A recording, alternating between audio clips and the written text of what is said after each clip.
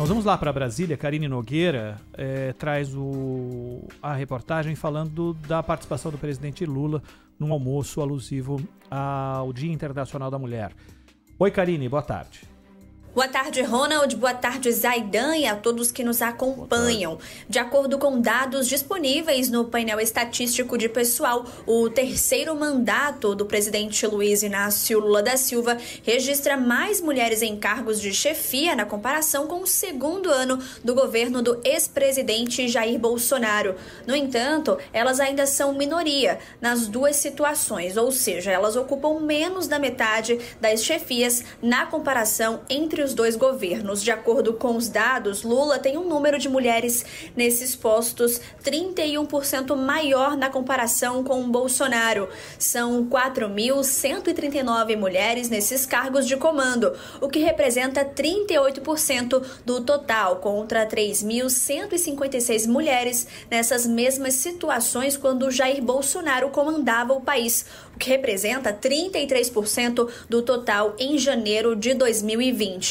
Ainda segundo o levantamento, o número de homens nesses postos no atual governo é de 6.643, contra 6.386 homens em cargos de chefia em 2020. O primeiro ano do novo mandato de Lula também foi marcado pela demissão de mulheres do primeiro escalão do governo, como Rita Serrano, que saiu da Caixa Econômica Federal, e Ana Moser, que deixou o Ministério do Esporte, espaço para representantes do Centrão, todos homens. No entanto, o número total de cargos de direção e assessoramentos superiores e de funções comissionadas do Poder Executivo atualmente é de 10.782, contra 9.542 durante o período de Jair Bolsonaro, um aumento de cerca de 12% na comparação entre os dois governos. Esses postos de chefia estão em ministérios, agências reguladoras, universidades e instituições federais, entre vários outros órgãos, e equivalem à coordenação geral, direção, secretaria nacional, presidência de fundação, além de outros cargos. Várias reportagens, como eu disse há pouco, publicadas, falam da vida parlamentar. Apesar das mulheres representarem 18% dos parlamentares que estão lá em Brasília, elas pautaram 40% de todos os projetos. Só que a gigantesca maioria desses projetos são causas exatamente relacionadas às mulheres. E as estatísticas são as mais variadas. E tentaram criar a forma de cotas, aí buscaram um jeito de burlar as cotas, criaram mulheres fantasmas para dar vaga para partidos, para preencher cota de partido. Toda vez quando surge algum tipo de caminho para buscar a igualdade, sempre tem algum esperto no meio do caminho para criar um subterfúgio ou uma forma de burlá-lo. Mas esses são alguns números da vida parlamentar das mulheres em Brasília e nas câmaras de uma forma geral, viu, Zaidan? Pois é, Ronald. Aliás, além da burla em si e da fraude, muitas vezes a fraude interessada em conseguir dinheiro, não é? Você tem um dinheiro destinado às candidaturas femininas e faz com que aquele dinheiro não chegue às candidaturas. Você tem um número que a lei estabelece, em termos percentuais, né? A participação relativa nas candidaturas, mas são muitas candidaturas em que não há nenhuma expectativa de vitória, apenas para cumprir com a regra e, ao mesmo tempo, para fazer com que aquele dinheiro não seja distribuído entre todos os candidatos. E ele acaba ficando com os caciques. E nós tivemos esquemas claramente forjados nessa direção, né? Para uso do dinheiro público para beneficiar candidaturas dos caciques partidários e assim por diante. Agora, é sempre bom lembrar, há um princípio cristão e ele tem uma espécie de tipificação nas relações econômicas, políticas. O princípio cristão que é, não há, em Cristo, não há homem ou mulher, civilizado ou bárbaro, né? Cita, que era um povo um povo bárbaro aí da Ásia Central. Não há escravo ou livre, não há branco ou negro, mas Cristo é um em todos. Ou seja, esse é um princípio cristão. Né? Não há, aliás, já no Velho Testamento você tem a defesa da mulher aparecendo em diversos episódios.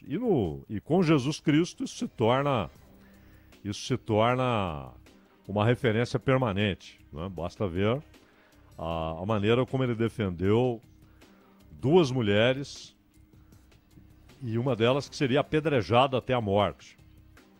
E a maneira divina, né? Como ele a defendeu.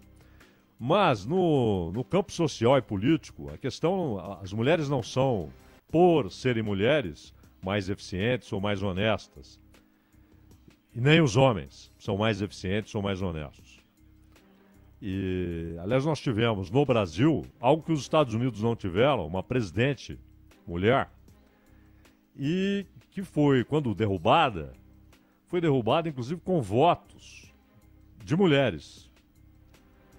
Então, isso não é o que define, não é o que define a ação política, a ação de representação popular.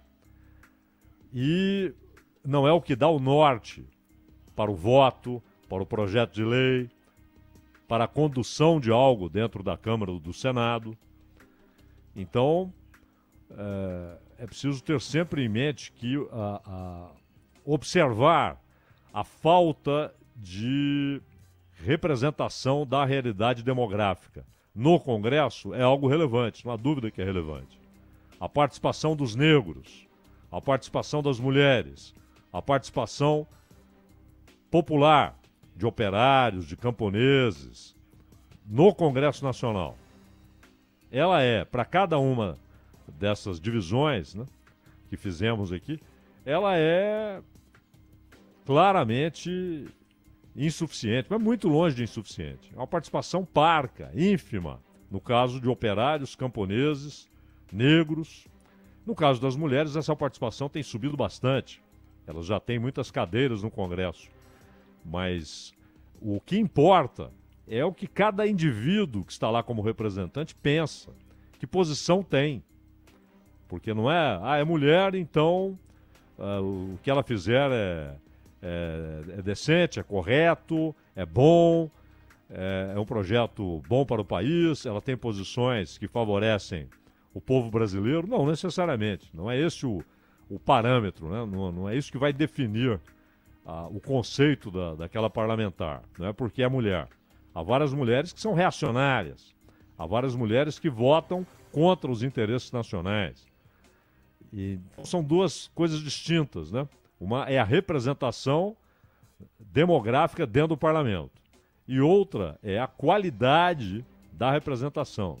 E aí ela tem sido ruim, no geral, em linhas gerais, com os homens e com as mulheres. É uma representação muito aquém daquilo que o povo brasileiro merece, daquilo que ele precisa, independentemente de cor, de sexo, de origem, mas que há uma falta de representação popular, né?